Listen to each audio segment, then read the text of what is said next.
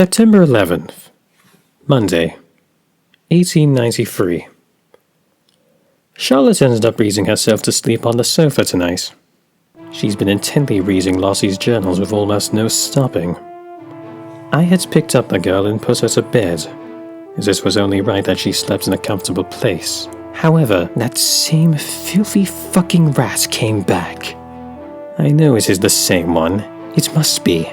I feel like it is mocking me, that it knows something. It hopped onto her bed and I readied my cane to strike it down. Before I could do anything, Charlotte grabbed a hold of the vermin and snuggled it up to her body in a tender embrace. I almost found myself at the point of vomiting. How disgusting. I nearly wanted to shake the girl awake, but decided I would not once again. How is it that she has so many cats and they've yet to catch this filthy fucking vermin? I'm very disappointed in these creatures. I thought they would at least be useful for that. Guess that means it is up to me. As the saying goes, you want something done right, you must do it yourself. I will catch this rat and make an example of it one day. Noon, 4/11, January 12th, 1859. I finally got pregnant. Well, I have been pregnant, but it is undeniable now. And now the Count has no choice but to leave me alone. He knows just as well as I that if I get hurt, it could seriously injure the child. And besides, I think he might be too repulsed to touch me, as I am now a few sizes bigger than normal. This is my only salvation. How pathetically sad. The child is believed to be due in June or July. I don't want too many children because I will lose my fairness and be busy taking care of them, as the Count will more than likely keep the maids preoccupied in a boudoir or in front of his guests. Something tells me he will soon get bored and can't stand a life without a woman's flesh and blood. More of her blood than flesh in the sensual sense. He's actually brought in a new maid after hearing news of this. It seems like it is most obviously in relation since he already got a new one in October.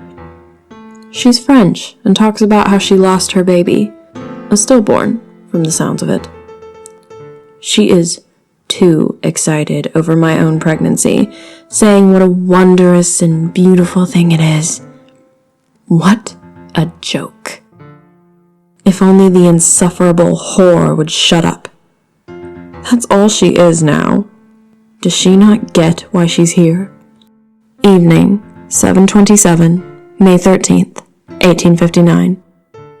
It's Friday the 13th, and I gave birth to my daughter at 4:18.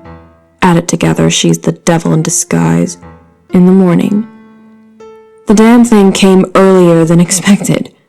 I actually went into labor about 30 hours prior to the baby coming out. I'm beyond exhausted. My mother told me she was in labor for about 36 hours before I came out. Dear Lord, how on earth? I felt ready to ask the Count, who was surprisingly there, to rip the baby out of me should I have to wait another minute. For the most part, it was just the four of us from the moment we realized I was in labor until the baby came.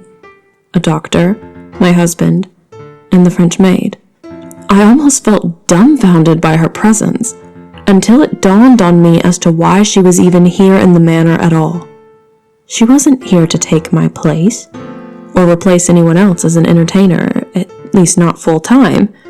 She was here to take care of the baby, both a blessing and a misfortune. She's able to breastfeed, and she has a nurturing spirit, so she's made for the role very well. But then, if I am not the one taking care of the child, then what will I be doing? I thought she was my replacement in performance halls. But perhaps I misunderstood and our roles are switched. Damn it all to hell. Noon, 3:01, May 15th, 1859. The Countess said that he named the baby Heidi since I haven't thought of a name, and I've been keen on not talking to him about it. It's German, but it's a pretty name. Honestly, I guess I've put it off since I don't want to get too attached to the thing. I suppose it's for the same reason farmers don't name the cattle that they use for meat. Why name something you intend to throw to the meat grinder?